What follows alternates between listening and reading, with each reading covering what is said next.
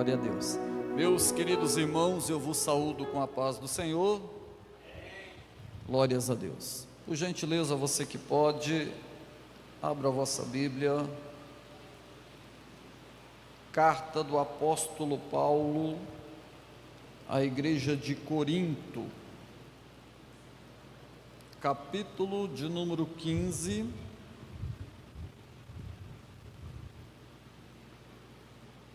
E o versículo de número 58, glórias a Deus. Louvado e engrandecido é o nome do Senhor. Carta do apóstolo Paulo à igreja de Corinto, capítulo de número 15 e o versículo de número 58. Deus abençoe, meu irmão. Quantos irmãos acham, quero fazer menção e honraria aos célebres irmãos que nos fizeram o convite, pastor Paulo Zang. É sempre uma honra poder partilhar na mesa nesta casa. Para mim é sempre uma alegria. Eu estava saindo de casa hoje e conjecturei comigo mesmo e disse: daqui uns dias eles vão me chamar do profeta da chuva, porque toda vez que eu venho para cá chove, irmão. Isso é uma benção, né? Isso é uma maravilha. Falei, isso está ficando bom. O irmão, a gente combinou de vir, eu não lembrava se era com o terno azul ou se era com a camisa, daí eu vim assim, mas era o contrário, né? Próxima vez a gente combina melhor. Trio Sibione, é sempre um prazer ouvir vocês. Eu congrego na igreja da Assembleia de Deus, do Jardim Gisele. Já tive o prazer inúmeras vezes de ver vocês cantar. E para a gente é gratificante, é honroso ouvir vocês. Continuem assim, Deus se agrada. Eu ouvi uma vez há muito tempo quando me disseram: quem canta os males espanta. Se eu cantar, eu espanto os irmãos, o crente, o mal, quem está perto, irmão. Mas esse dom que Deus deu é maravilhoso para vocês. Quem achou? Carta de 1 a Coríntios, capítulo de número 15, o versículo 58, diga amém. Amém. Glórias a Deus. Diz assim: portanto, meus amados irmãos, sede firmes e constantes, sempre abundantes na obra do Senhor, sabendo que o vosso trabalho não é vão no Senhor. Glorificado é o nome do Senhor. Podem sentar, exaltando aquele que é digno de toda honra e toda glória. Meus queridos irmãos, é bem verdade que o texto que nós lemos, a carta que Paulo faz à igreja de Corinto, não poderia terminar sem antes ele colocar os versículos que se encontram no capítulo de número 15, pastor Paulo Zang. Todo o capítulo de número 15 é uma conclusão acerca da ressurreição de Cristo. Os versículos 20 falam da aparição da graça, os versículos do 37 ao 39 vão falar da natureza da ressurreição. Mas o versículo de número 57, esse versículo ele tem que estar na Bíblia, porque de nada faria sentido, nada adiantaria os profetas, nada adiantaria os milagres efetuados, nada adiantaria a caminhada cristã se o versículo 57 não estivesse impregnado na nossa Bíblia, aonde ele diz: mas graça a Deus que nos dá vitória, porque o nosso Senhor Jesus Cristo, escute o que ele está dizendo, é graça a Deus, não é graça ao homem, não é graça ao pastor, não é graça ao prefeito, não é graça ao homem. O próprio apóstolo Paulo vai dizer: toda honra, toda glória, tudo o louvor, tudo aquilo ao qual tem que ser mencionado é graças a Deus que está no céu. E o que seria, irmão, dos adágios bíblicos, se o próprio Paulo não dissesse: ó morte, ó morte, ó morte? Ei, escute isso, ele está dizendo: do que adianta, ó morte, a tua vitória? Aonde está a tua vitória? Ei, a partir do momento em que ele se encontra com Cristo, a morte não tem mais poder sobre ele, a morte não prevalece. Aquele que está aqui hoje, ele é o dono da vida. Todo o capítulo de número 15, ele retrata e fala acerca da ressurreição de Cristo. Mas quando Paulo termina, no versículo de número 58, ele vai concluir dizendo: portanto, oste no grego. Essa conclusão de Paulo é para fazer com que o povo de Corinto entenda que a nossa vida não teria sentido se você não conhecesse o propósito daquilo que Deus tem para a tua vida.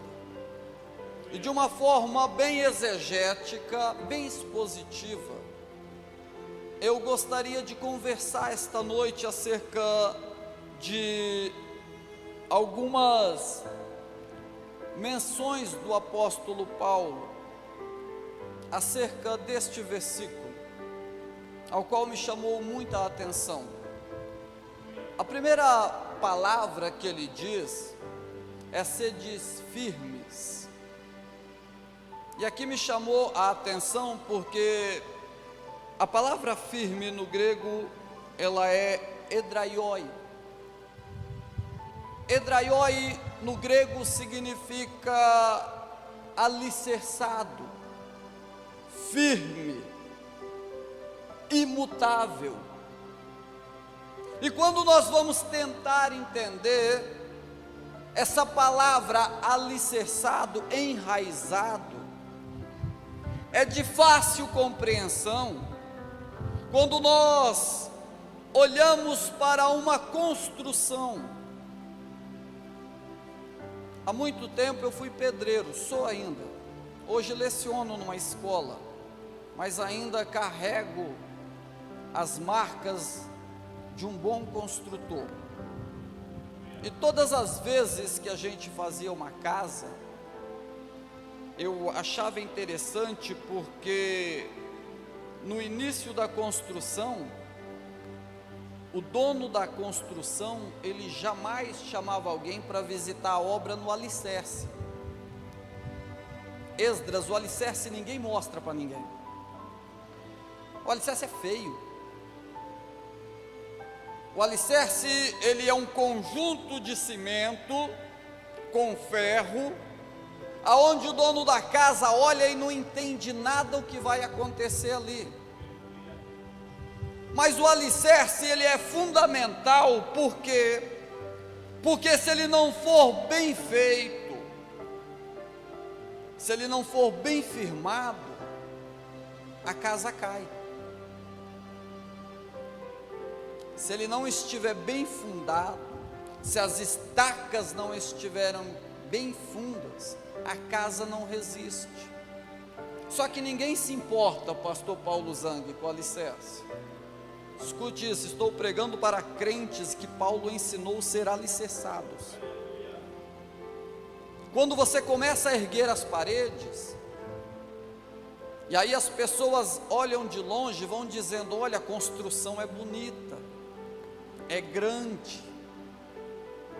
Quando você está terminando a obra, as pessoas vêm lá e está pintando, fazendo acabamento, aí o dono convida as pessoas para ir lá, paga um churrasquinho, e aí olha e diz assim, Trio Sibione: ó, a minha casa que linda, olha a minha casa que maravilha, a casa está pronta, ela está bem pintada, bem arrumada, o telhado bem feito. Só que na primeira tempestade, No primeiro vento forte, o telhado vai embora, a parede cai, mas o que fica é o alicerce, o que permanece é o alicerce, aquele que fica é aquele que está firmado. Deus está dizendo: não adianta ter parede bonita se não está bem alicerçado, não adianta ter parede bonita se o alicerce não estiver bem firmado. Mas nós encontramos aí, irmão, é crente sem alicerce, é ministério que não é fundado em alicerce na rocha verdadeira, pastor Elaí, aquele que não tem raiz. É bonito, irmão, você vê uma árvore maravilhosa. Jesus se deparou com uma, a Bíblia diz que Jesus encontrou uma figueira, e quando ele chegou nela, a Bíblia diz que estava cheia de folha. Jesus disse: se está dando folha é porque tem fruto. Jesus olha e diz: olha, eu vou pegar um fruto, e ele não encontra, encontra só folha. Tem muita gente que só tem folha, mas não tem fruto. Tem muita gente que só tem parede, mas não tem alicerce. E o Senhor está dizendo: a importância está no alicerce. Edraioi,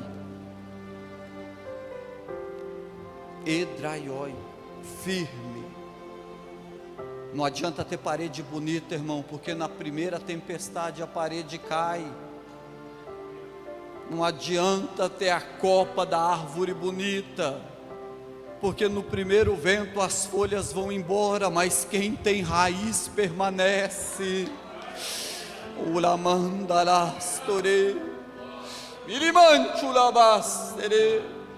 Alguém vai olhar e vai dizer: mas ainda está feio, ainda está desse jeito. Jesus está dizendo: eu estou alicerçando, eu estou formando ainda está no alicerce, ainda está no alicerce. Uraman, iribas, toremei, kaman. A segunda palavra que Paulo utiliza é constantes. A palavra constantes, não me foge a memória, é a metakiotoi, que significa instável, que significa inabalável. Tem a mesma ideia de uma árvore plantada que não se move. Ela tem a mesma ideia de que um objeto que, não importa a situação, ele não sai do lugar, não desvia, não é levado de vento em vento. A metakiotoi, no grego, significa firmado, inabalável. A tradução que veio para a nossa Bíblia é constante, mas a ideia que nós temos aqui é numa ideia de que você planta uma semente. Alguém vai olhar, pastor Paulo Zang, e vai dizer assim: morreu. Porque tem muita gente que não quer ser semente, quer ser muda, já quer nascer grande, já quer, irmão Esdras, aparecer mais do que aquele que o convidou. Eu fiquei surpreso um dia, quando eu estava ministrando, que um irmão falou assim para mim: irmão Heber, eu gostaria de convidá-lo para ir na nossa igreja. Falou: só que a nossa igreja é uma igreja pequenininha, pastor Paulo Zé. Ele falou: e eu fico com vergonha, porque não tem mais do que 10 membros. Eu falei: irmão, você está confundindo eu. Eu falei, eu sou pregador de círculo de oração, irmão, de tarde da benção. Eu sou pregador de 2 ou 3. O meu mestre me ensinou que ele andava com 5 ou 70 mil pessoas, mas quando ele queria falar sério, ele sentava num poço, falava com uma mulher só, aonde todo mundo dizia assim, mas você não pode falar com ela é samaritana, e ele dizia, importa que a palavra seja pregada, mas não tem gente te olhando, importa que a palavra seja pregada, mas não tem ninguém tirando selfie, ele dizia, o importa que a palavra seja pregada, seja para uma, seja para 10 ou seja para 1000, o importa é que a palavra seja pregada, e há daquele coração que há de absorver a boa palavra. Irmão, Churimantulabas, terei. O irmão Esdras falou um negócio, o Espírito Santo sentado me fez relembrar de uma passagem, de pessoas que quando se deparam com um número menor do que ele acredita na igreja, ele muda a palavra, muda o repertório da música. Eu ia louvar um hino novo, mas já que tem pouca gente, vou louvar os que todo mundo conhece. A pessoa muda de acordo com a quantidade. Mas o que foi louvado aqui hoje me fez entender, pastor, que o Senhor, Ele é atraído pela adoração, não é pela voz, nunca foi pela voz. A Bíblia diz que o que chega no trono da graça, pastor Paulo, não é a minha voz, é a minha adoração em forma de incenso. Irmão, mas eu não sei louvar. Irmão, mas eu não sei cantar, eu não entendo a letra, eu erro a letra. Jesus está dizendo, quando tu está na tua casa, lavando a louça, lavando a roupa, e aí tu começa com o hino da harpa, emenda com um da Lauriette, aí pega um da Cassiane e volta para o da harpa, aí você fala, meu Deus, o que é isso? E ele está dizendo, continua que eu estou recebendo, continua que eu estou recebendo, continua que eu estou recebendo. O que chega no trono da graça não é a tua voz, não é o tom, o que chega é o que está no teu coração. Irmão, isso é heresia. Vou provar para você na Bíblia. Tinha 2 irmãos que chegaram numa cidade, e aí estava passeando na cidade. Irmãos, se fosse no tempo de hoje, irmão, todo mundo ia convidar aquela menininha para andar com eles. Chegaram na cidade, a menininha já veio correndo, eis aqui homens de Deus, é homem de Deus, é homem de Deus, é homem de Deus, Paulo é um homem de Deus, Paulo é um grande homem de Deus. A estratégia do diabo é fazer com que o nome do homem seja engrandecido, usando o nome de Deus. Preste atenção, tem muita gente caindo por causa disso. O que tem que ser grande é ele, não é nós. A parábola do semeador nos ensina isso. O nome diz parábola do semeador. Aí ela começa, o semeador saiu a semear. É a única vez que você vê falar do semeador.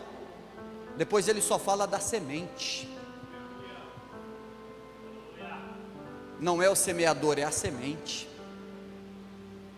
Aqueles 2 cidadãos chegaram, e aí a menininha começou, pastor, homens de Deus, grandes homens de Deus, não, Paulo é o pregador, Silas é um pregador, e Paulo olhou para a menininha e falou assim, eu te repreendo, espírito. O povo não gostou,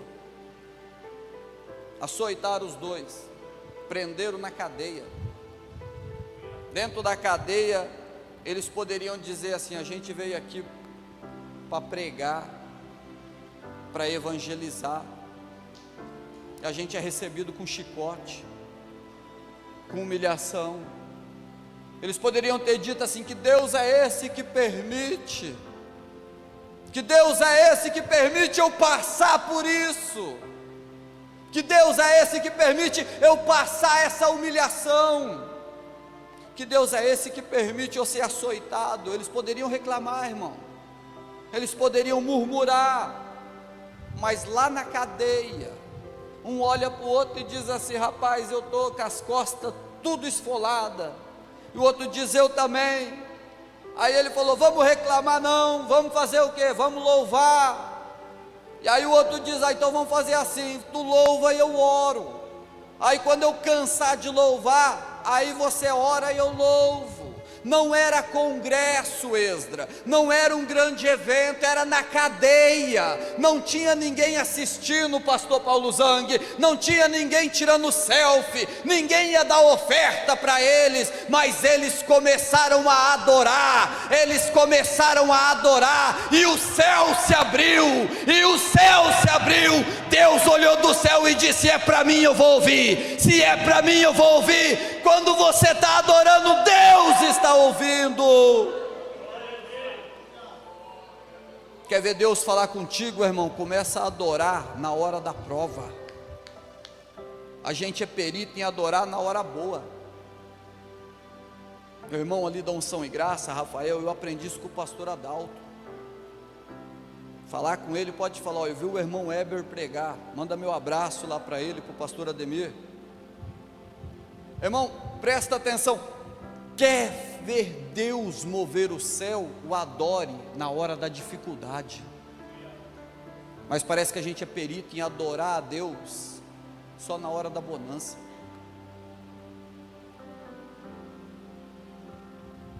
Adorar a Deus quando tudo vai bem.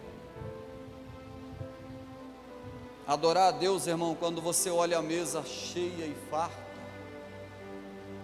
Adorar a Deus para agradecer a comida é uma coisa, eu quero ver você adorar a Deus para que Ele mande a comida. Agradecer a Deus pelo que você comeu ontem, sem saber o que vai comer hoje.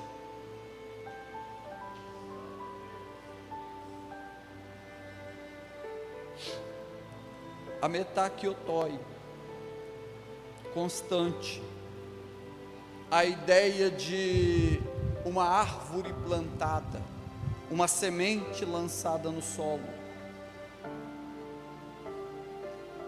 Alguém lança a semente, alguém vai olhar, pastor, e vai dizer assim: não estou vendo nada.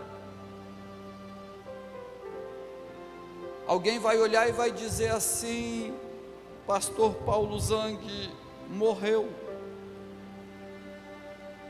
porque eu não estou vendo brotar, não estou vendo chamar para louvar, eu não estou vendo cantar em igreja nenhuma, não estou vendo pregar em igreja nenhuma. E aí Deus vai dizer assim: primeiro de tudo eu preciso firmar as tuas raízes, primeiro de tudo eu preciso firmar você no solo, primeiro de tudo eu preciso que as tuas raízes encontrem um lugar para se agarrar, para que quando você estourar a terra para cima, para quando você começar a subir, não importa o vento que vier, não importa a tempestade que vier, não importa a situação que vier, as tuas raízes estão fincadas, as tuas raízes estão no solo. Deus está dizendo: não importa a língua que vier contra o teu ministério, a pessoa que se levantar contra a tua família, quando as tuas raízes estiverem fincadas, tu não vai se abalar. Eremandala surikema, eremanchara. Tem muita gente, irmão, que quer sair para cima, que não espera o tempo da raiz ficar no solo. Eu sou apaixonado pela história da amendoeira. Quando eu fui estudar sobre ela, acerca daquilo que o Senhor disse a Jeremias, eu não entendi bem no começo, porque ele olha para Jeremias e diz assim: o que tu vê, Jeremias? Ele diz: é isso que eu vejo, parece um gai de amendoeira. Aí o Senhor disse: veio bem, porque eu velo pela minha palavra. Eu falei: palavra, amendoeira? Eu não entendi muito, pastor.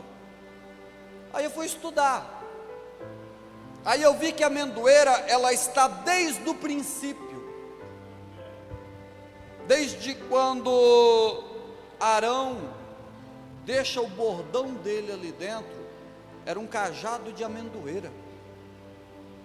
A árvore amendoeira, ela é composta de folhas chamadas de macuco. Ela abre para o lado. Eu acho lindo porque a dimensão que abre as folhas expande-se as raízes. A amendoeira, ela demora muito tempo para sair do solo, porque ela só sai quando tem certeza que ela vai frutificar, não vai morrer com a seca.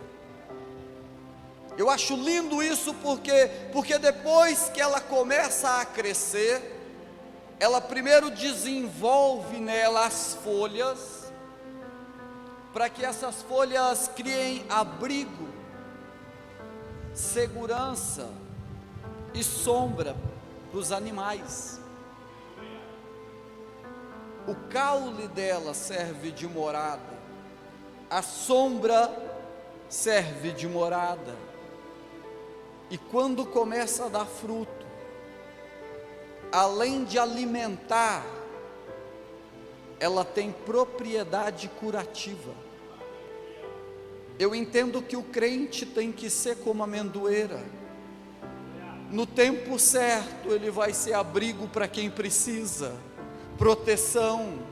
No tempo certo, alguém vai procurar e vai dizer assim: ei, eu estou passando numa dificuldade, eu preciso que você fale comigo. As pessoas vão olhar, elas não vão ver você de uma forma qualquer. Ela vai dizer: se eu conversar com ele, se eu conversar com ela, eu sei que tem resposta para aquilo que eu procuro. Alguém que olhar para você vai achar segurança, porque sabe que você é como a amendoeira, tem abrigo para quem precisa, tem abrigo para quem necessita, tem sombra para quem está embaixo desse sol. Sabe que quando for falar contigo, não vai encontrar amanhã ou depois o teu problema numa rede social, não vai encontrar teu problema no bairro, vai saber que você levou uma palavra certa. Você tem propriedade curativa. Você tem propriedade curativa. Nós somos como a amendoeira. Nós somos como a amendoeira. O Senhor nos chamou para sermos firmes, constantes, que não se leva de um lado para o outro, mas nos mantemos firmes. Mas na igreja tem mais obreiro.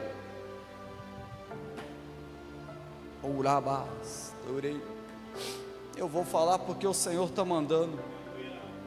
Na igreja B tem uma orquestra maravilhosa, vou cantar lá. Na igreja C tem mais irmã do círculo de oração. E aí isso me faz lembrar de uma passagem da Bíblia, aonde o Senhor olha para Abraão e diz assim: Abraão, você vai fazer um culto para mim, no monte que eu vou te mostrar. Aí o Senhor diz: vai.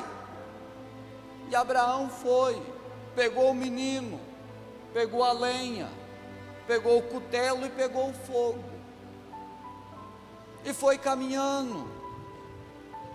Aí Abraão foi encontrando o pastor Paulo Zang vários montes, e Abraão olhava e dizia: ó Senhor, esse monte ele é mais bonito, ele é mais tranquilo para subir, vamos fazer um sacrifício ali. Deus disse: não, não é ali não. Andou mais um pouco, ele viu um outro monte, pastor, aquele monte mais mais plano, falou: não vai nem cansar para subir, é rapidinho, nós sobe ali. Aí Deus dizendo: não é esse também não. 3 dias caminhando, lá longe Deus mostra o monte e fala: é aquele lá. O que eu entendo com isso aqui? Que Deus, para prosperar Abraão, ele prosperou no deserto.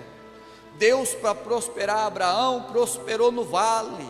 Deus, para prosperar Abraão, prosperou na dificuldade, mas para Abraão adorar a Deus é só onde Deus manda. Para adorar a Deus é onde Deus ordena. Não vai tentar buscar Deus aonde é melhor para você. Deus está dizendo: vai me adorar onde eu mandar. Eu só recebo adoração aonde eu mando, porque aonde Ele manda é onde Ele está.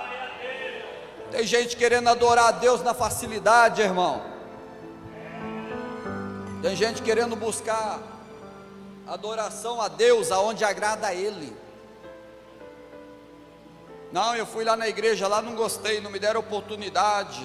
Tem pouco jovem, tem pouco adolescente. Vou na outra igreja, irmão, lá tem um movimento, lá tem isso, tem aquilo. E aí Deus manda dizer nessa noite: se tu pensares em me adorar aqui como tu quer me adorar lá, eu movo as águas aqui também. Se tu quiseres me adorar aqui como quer adorar lá, eu movo a água aqui. Se tu me adorar aqui como quer me adorar lá, eu movo as águas nesse lugar. Ele mandará suriquema. O que move o coração de Deus é onde tem um verdadeiro adorador. É onde tem um verdadeiro adorador. Não é onde tem o povo, irmão. Jesus se deparou com um cidadão num tanque. E ele olhou e disse assim: tu quer ser curado? Ele falou: eu até queria, mas o tanque está ali, eu estou aqui, eu não consigo entrar dentro. Jesus falou: eu não pedi se vou te jogar no tanque. Jesus pediu: eu pedi, você quer ser curado. As pessoas vêm para o culto e dizem assim: ah, Senhor, eu quero receber uma bênção. Deus disse: a bênção eu dou na tua casa. Aqui eu quero ser adorado. A bênção eu te dou no caminho. A bênção eu te dou trabalhando. A bênção eu te dou a hora que você menos imaginar. Aqui eu quero ser adorado. Nós adoramos veementemente aqui quando foi louvado. Adorar é o que sou. É verdade isso? É verdade isso? O problema é que muitas das vezes nós tratamos a palavra de Deus como um livro do Avon. A gente só abre para fazer pedido. Estou na dificuldade, vou abrir a Bíblia. Estou precisando de uma palavra, vou abrir a Bíblia. E aí o Senhor está dizendo assim: quer falar comigo? Eu te dou o endereço. Mateus 6:6. Entra no quarto, fecha a porta e fala comigo lá em secreto. Fala comigo em secreto. É só falar com Ele. Ah, irmão, mas é difícil, por quê?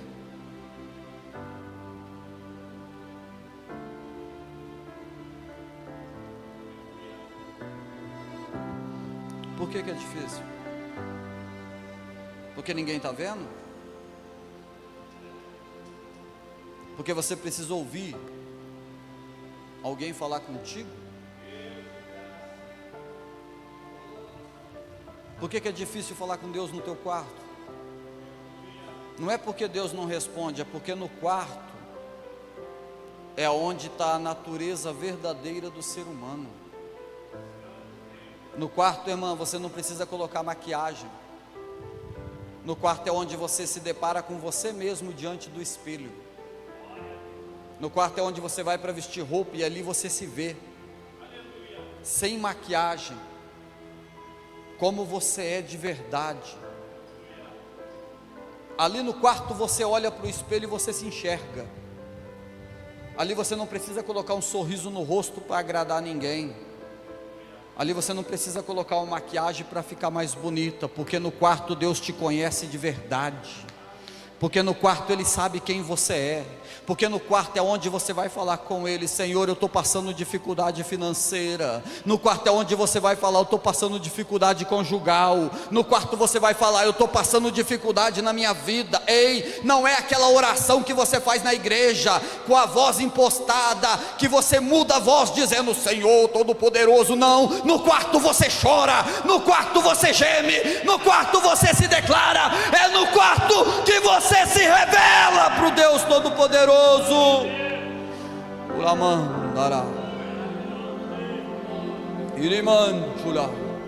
E é por isso que ele diz no quarto, é porque no quarto é onde você se mostra quem você é de verdade, porque no quarto você não precisa enganar ninguém, porque só está você e ele ali dentro.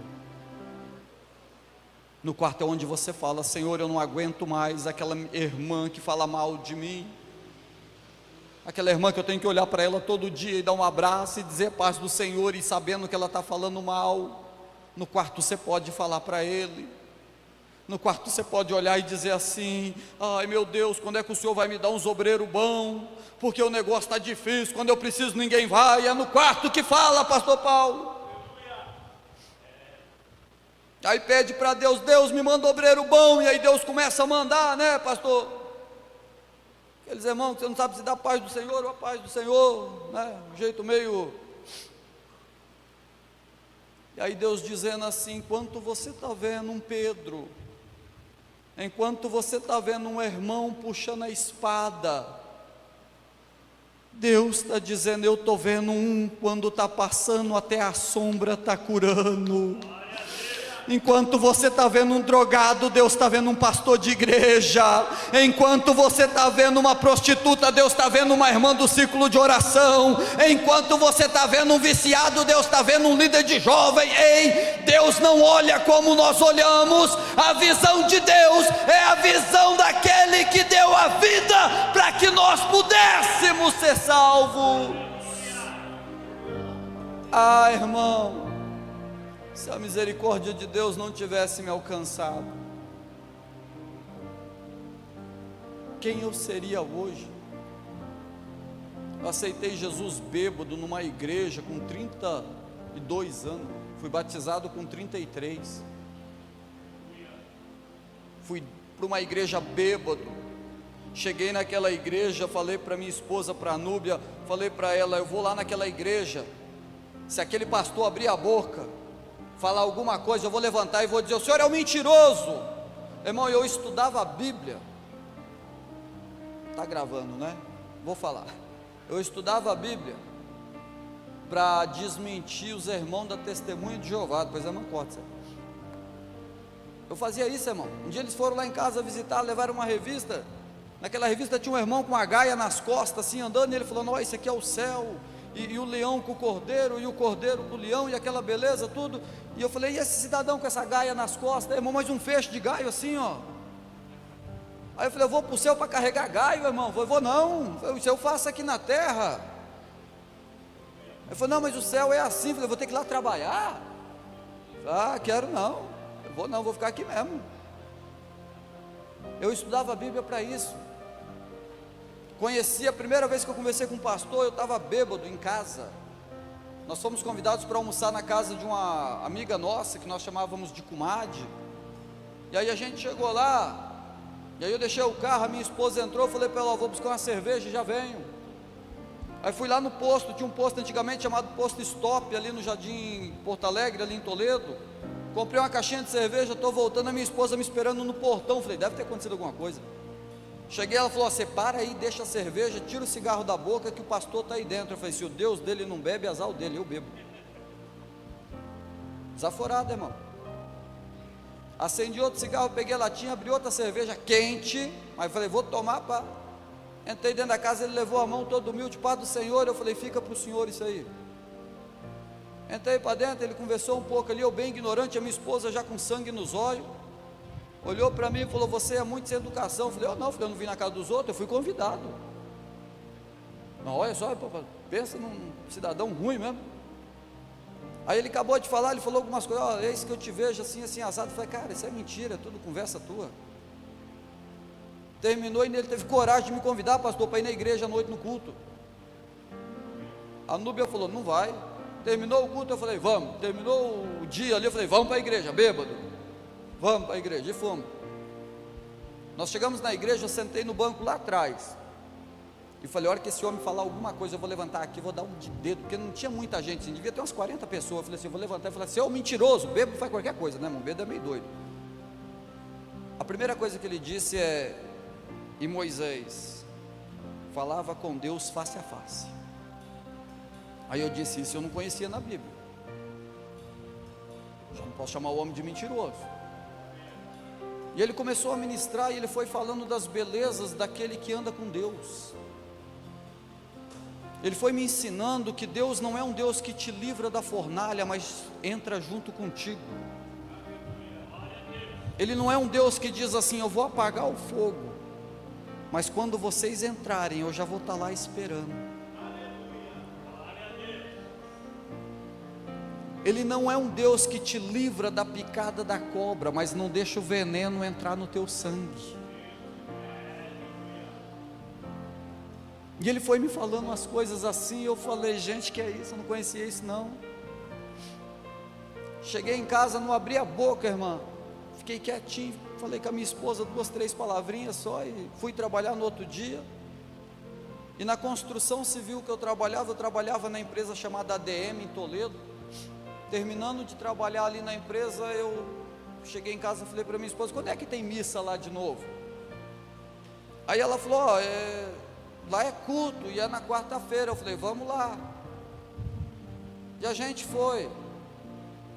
Aí ele falou mais alguma coisinha, e eu já estava mais normal um pouquinho. Passou algum tempo, irmão, eu cheguei nele um dia, e falei para ele, pastor, como é que eu faço para ser crente? Eu queria ser crente, né? Eu falei, como é que eu faço para ser crente? Aí ele falou assim, você tem que batizar e aceitar Jesus. Eu falei, como é que faz para aceitar Jesus? Ele falou, por quê? Eu falei, porque eu quero aceitar. Ele olhou e falou, você? Eu falei, mas não pode? Aí eu fiquei com medo. Ele olhou e falou, você? Eu falei, mas... Aí eu fiquei com mais medo. Eu falei, agora lascou. Aí ele olhou e falou assim, não, você tem que levantar a mão. Eu falei, eu levanto, na hora. E aí, pastor, eu aceitei Jesus. Eu estou gatinhando na fé. Tem 13 anos que eu estou batizado. Eu estou gatinhando na fé, pastor Paulo. Eu já passei por muita dificuldade. A igreja onde eu aceitei Jesus, no dia do casamento meu e da Núbia, que a gente teve que casar para ser batizado, a gente descobriu que o pastor estava roubando os irmãos da igreja. Os irmãos falaram que ia lá para dar um cacete no pastor. Falei, acabou o nosso casamento. Eu tinha raiva de crente, irmão. Não era para mim estar aqui dentro, era para mim ter desviado, era para mim ter falado, esse negócio de crente é tudo balela, é tudo mentira. Mas aquele que me chamou, aquele que me convidou, aquele que começou a boa obra, Ele é fiel para terminar. A palavra dele nessa noite é, ei, não desista de ninguém. Ele não desistiu de nós. Ele foi humilhado para a cruz, ele foi castigado, ele foi com sangue marcado com o azorrague, e ainda na cruz ele olhou e disse, Pai, perdoa, eles não sabem o que fazem. Ele não desistiu de nenhum de nós. Sede firmes e constantes, inabaláveis, não se deixem levar por ventos, não se deixem mover para lá e para cá. Aquele que te convidou, aquele que te chamou, Ele é fiel. Ele é fiel para cumprir a boa obra. Paulo continua dizendo assim, o próximo versículo bíblico ele diz assim, sempre abundantes na obra do Senhor. Não é na obra do homem. A obra do Senhor aqui, irmão, ela tem uma ideia de que você vai ter que fazer sacrifício. Você vai ter que deixar algumas coisas para trás, porque aquele que vier para a graça, pensando que vai ganhar, já perdeu.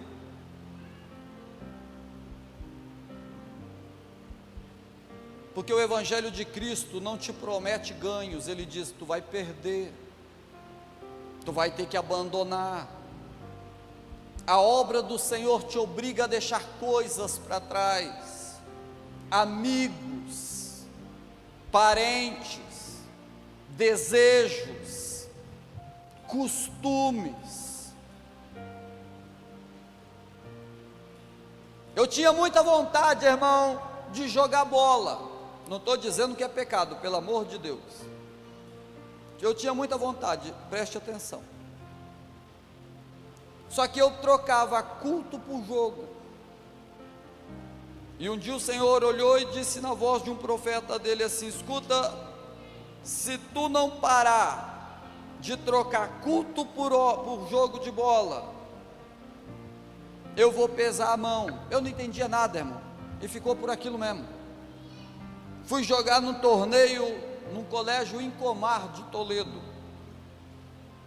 Esdras, foi uma vergonha. Os caras me chamaram de deficiente. Eu não conseguia chutar a bola, irmão. O cara olhou para mim e falou: rapaz, o teu nome está no top dos artilheiros, que fiasco que você está fazendo. Eu falei: nem eu sei. A bola vinha, eu caía. Eu não conseguia segurar a bola no pé. Eu joguei 5 minutos, irmão. Não deu mais do que 7.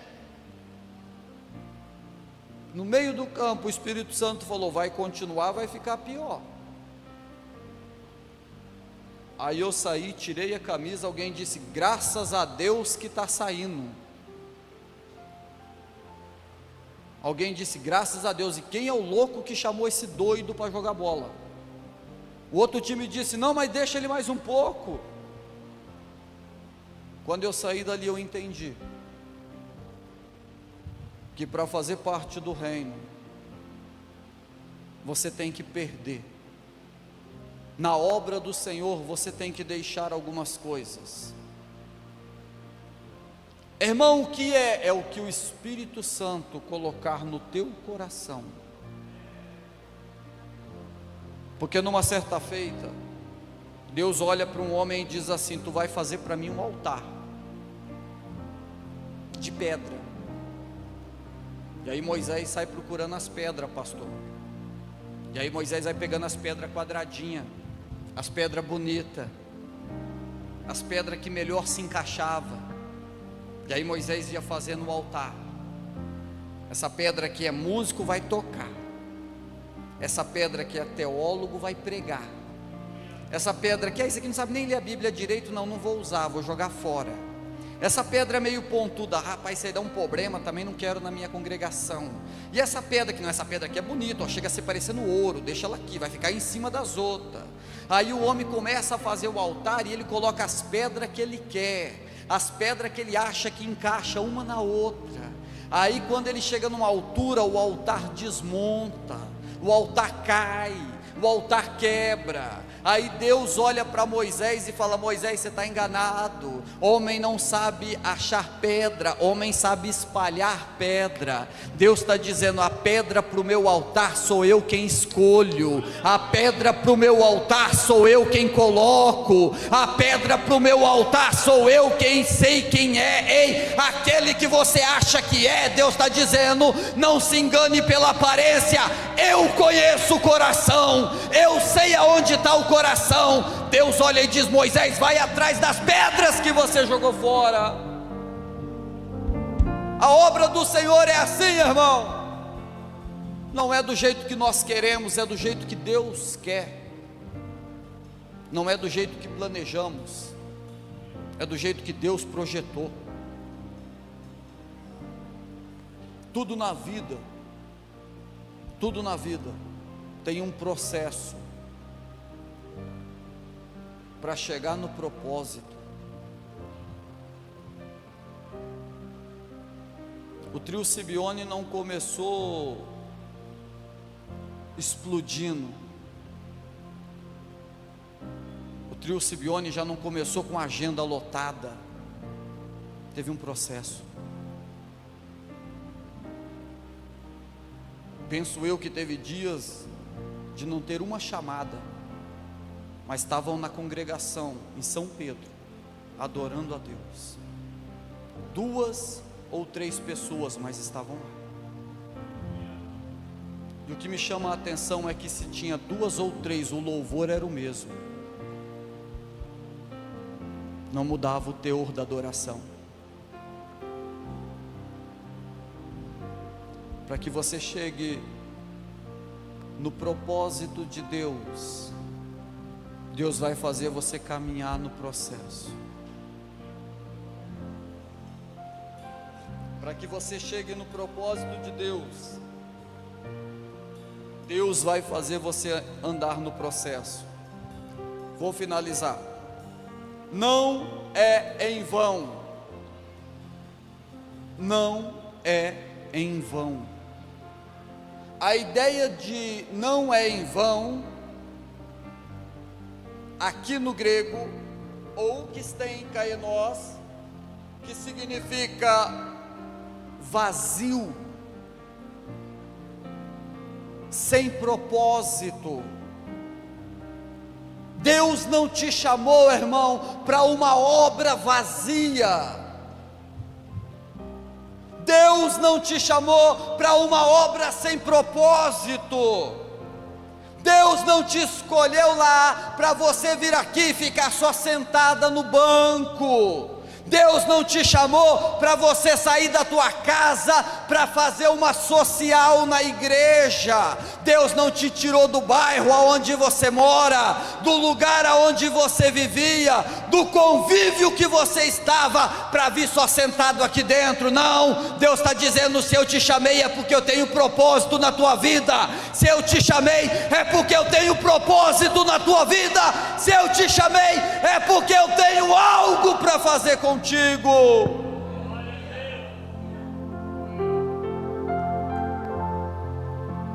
Se Deus te chamou, é porque Ele tem algo para fazer contigo. Ou que está em kaenos, não é em vão.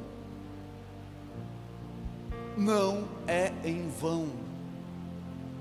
Kopos significa trabalho em grego, e o trabalho aqui significa serviço ou mais além.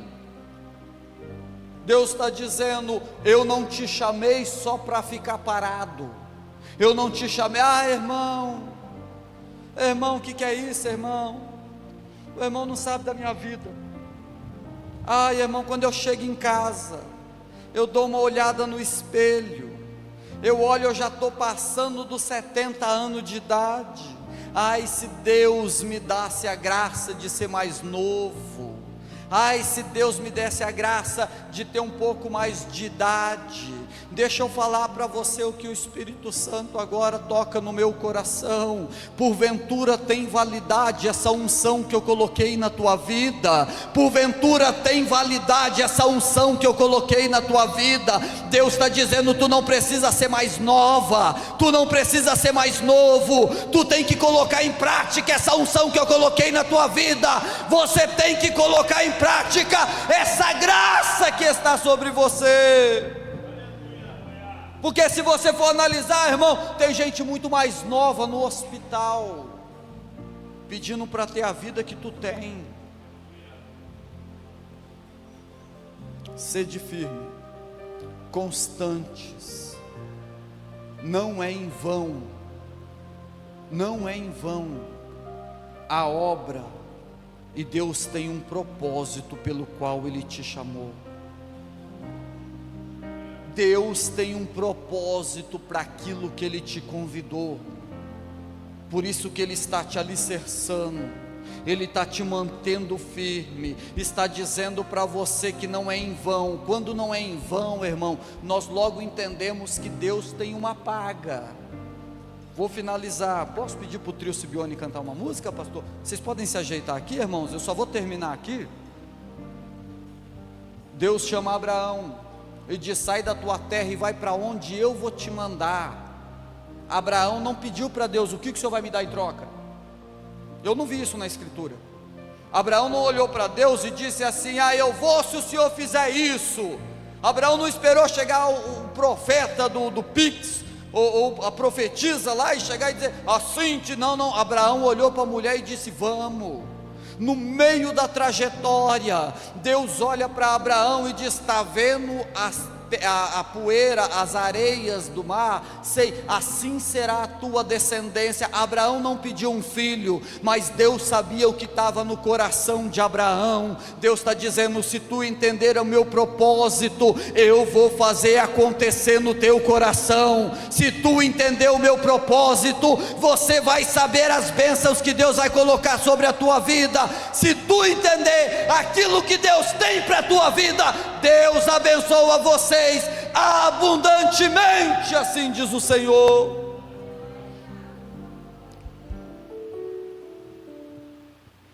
Oh, aleluia, Jesus.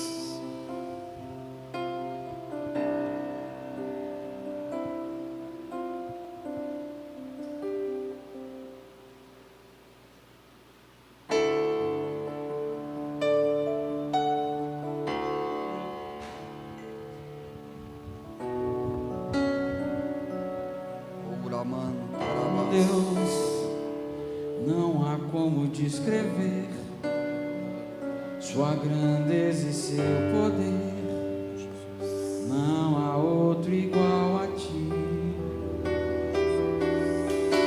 Sim, quando eu desço eu reconheço que foi pago um alto preço por mim. Eu vou descer a casa do oleiro e meu Senhor irá me refazer. Eu vou descer pra glória e honra dele. Eu vou descer pra Deus aparecer. Se você pode, coloca a mão no seu coração. Se você pode, fecha os olhos. Fecha os olhos e coloca a mão no seu coração. Não há como descrever sua grandeza e seu poder. Não há outro igual a ti. Deus, coloca as tuas mãos agora. Sim, quando eu desço eu reconheço que foi pago um alto preço naquela cruz por mim. Eu vou descer a casa do oleiro, meu Senhor irá me refazer.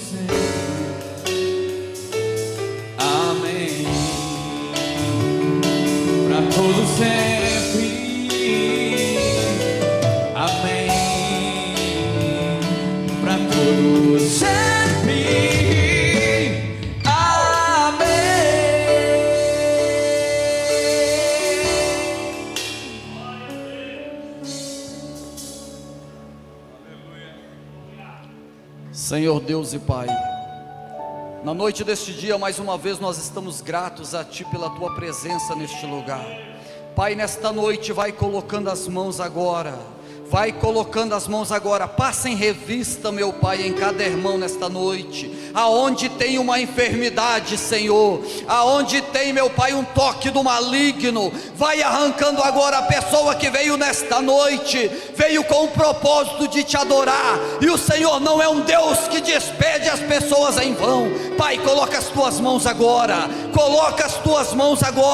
eis aqui um povo com as mãos erguidas, eis aqui um povo com as mãos erguidas, clamando o Teu santo nome, Deus Todo-Poderoso, em nome de Jesus, nessa noite nós podemos decretar que Tu és santo, santo, santo, santo, santo, santo, santo, santo, santo, santo é o Senhor Deus do universo. A Ele é toda honra, a Ele é toda glória, a Ele é todo louvor neste lugar. Santo, santo é o Senhor Deus poderoso, digno de louvor, digno de louvor. Trio Sibione.